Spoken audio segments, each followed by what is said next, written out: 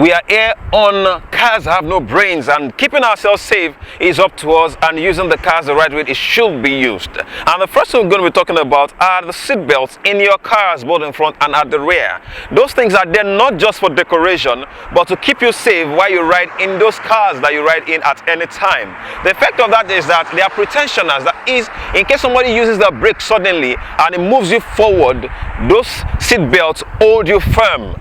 No matter how soft they may feel while you are pulling them around on your hand, they tend to stiffen up and hold you back so that you don't hit your head on anything. So they are there to keep you safe. Never forget to put them on as you enter into your cars. And also, when you get to traffic lights, this to all drivers, never jump the traffic light.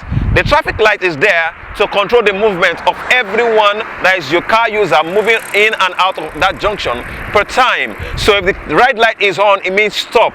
If the amber light is on, it means get ready. If the green light is on, it says move. And in case you are counting the time, maybe it gives the number of seconds remaining, don't move until the green light comes on that traffic light. Let us all be safe, and this is all that we're going to be having for you on The Garage on this episode. Thank you for being with us, and we hope that you had some fun while picking up one or two things as well. See you next time, and drive safely.